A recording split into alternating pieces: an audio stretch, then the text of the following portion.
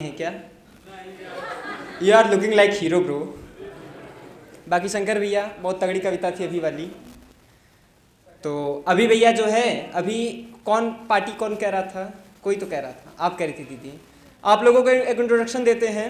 भैया मुझको पहले ही बुलाए थे, मैंने कहा था कि मेरा एक फ्रेंड है, तो मैं सोचा आप लोगों के बीच आ जाए, आप लोग एक बार उसे विश कर दो। ए सफ़ेद कुर्ता, तुम यही है, सफ़ेद फार्चूनर ले रहा है आज, तो यही मिठाई खिलाएगा।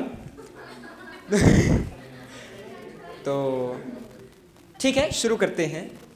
तो वैसे मैं वीर रस का कवि हूँ। मैंने अपने जीवन में श्रृंगार रस की सिर्फ एक कविता लिखी है, और इसके बाद भी उम्मीद है मैं नहीं लिखने वाला हूँ। अब जो लिखी है वो आपके बीच रख रहा हूँ। अब तक मैं जितने भी मंच पर चढ़े हैं बस राजनीतिक भाषण दिए हैं। पहला मंच ऐसा होगा जहाँ पर प्रेम की बात करने आया हूँ। तो शुरू करता हूँ।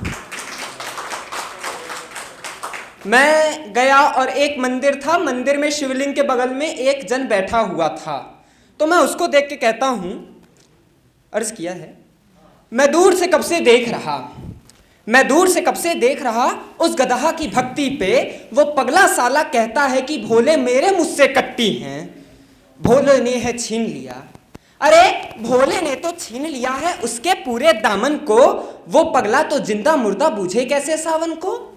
उसका दामन टूटा है, बिखरा है, लूटा है। उसका दामन टूटा है, बिखरा है, लूटा है। लूट लिया नाथ ने, अरे लूट लिया भोले ने, अरे लूट लिया शंकर ने।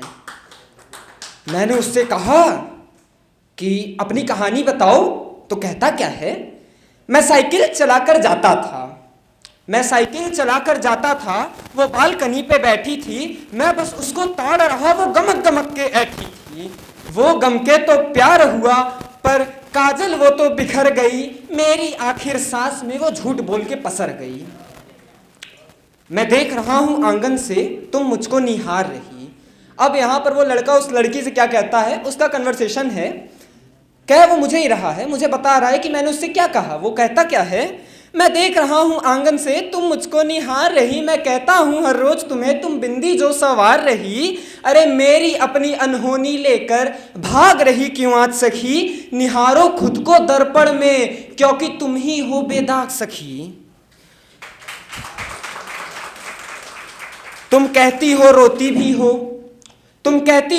भी हो, नाच रही अलबेली सी। लेकर सिक्के हाथ में तू जो लागे सहेली सी। तू गाय की बछिया जैसी है। कहते हैं ना कि हमारी बिटिया तो गाय है, तो हम तो कह रहे हैं कि तू गाय की बछिया जैसी है, जिसकी सींग को मैंने देखा है। क्या अब ये सच में मध्य हमारे खींची गई एक रेखा है। शिव की वीणा स्वर दे रही, जो गूंज रही है गलियों में। सती मैया को देखा मैंने बसी हुई इन कलियों में बैठी देवी को। विरहनाथ का कहता कौन, आखिर कामदेव न समझ स्वयं को। के संवाद में रहता मान। मैं देख रहा हूं पीछे से, तुम मंद मंद हंसी को चुनती हो। मैं भटकूंगा जिन जालों में, आखिर वो जाल क्यों बुनती हो। लड़खड़ाते पैर तुम्हारे मैंने दूर से देखा है। क्या सच में मध्य हमारे खींची गई एक रेखा है। तुम कदम बढ़ाती आगे को, पर कदम तुम्हारे रुकते हैं। इस मौन समर्पण के आगे तो नाच तेरे अब झुकते हैं। मैं समझ रहा हूं उलझन को, आखिर क्यों उलझन को चुनती हो। मैं जिन जालों में हार जाऊं, वो जाल आखिर क्यों बुनती हो। भैया टाइम है ना भी 2 मिनट, ठीक है। तुम हंसकर घूंघट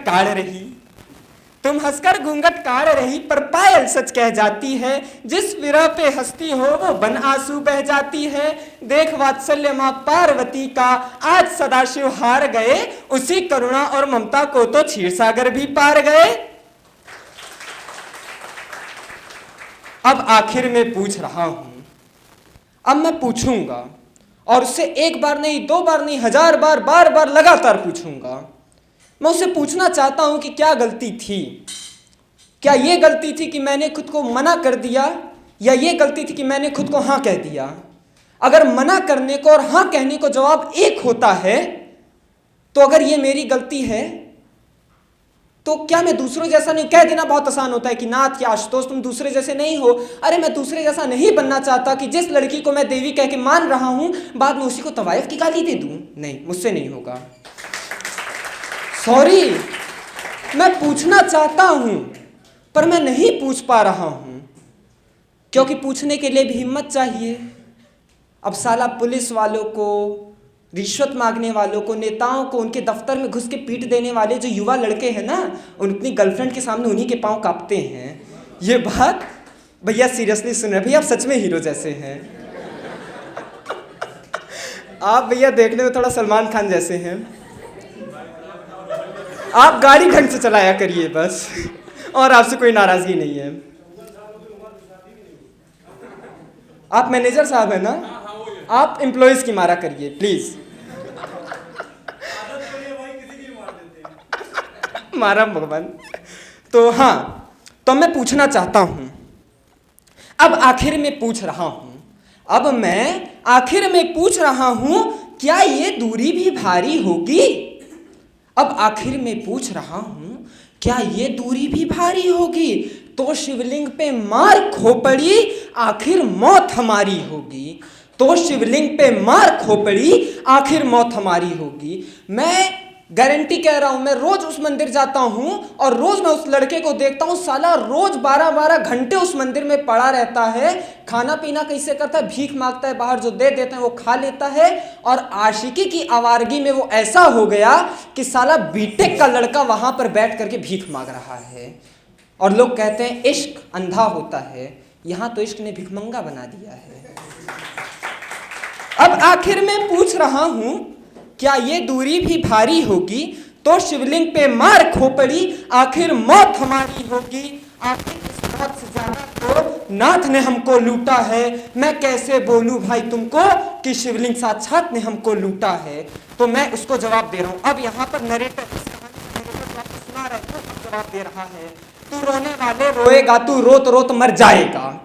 तू रोने वाले रोएगा, तू रोत रोत मर जाएगा। भोले के घर मिलने वाले खुद के घर कब जाएगा? तेरा घर कब छूट गया, तू कैसे हमसे रूठ गया? माना तेरा घर छूट गया और सपना तेरा टूट गया। अब तो मान जा रे मर्दे, मैंने कब तुझको लूट लिया। ये कहानी सुनाने वाले खुद शिव हैं। और फिर शिव के हाथ में बस एक 7 साल के बच्चे का हाथ था और उस बच्चे की लाश वहाँ मुहाने पे 27 साल की उम्र में पड़ी थी। और जब उसकी प्रेमिका वहाँ आती है और उसका प्रेमी पूछता है, यानी उसका पति पूछता है ये किसकी लाश है, तो कहती है होगा कोई जिसको शिव ने लूट लिया। अरे पगली, शिव ने सवार दिया।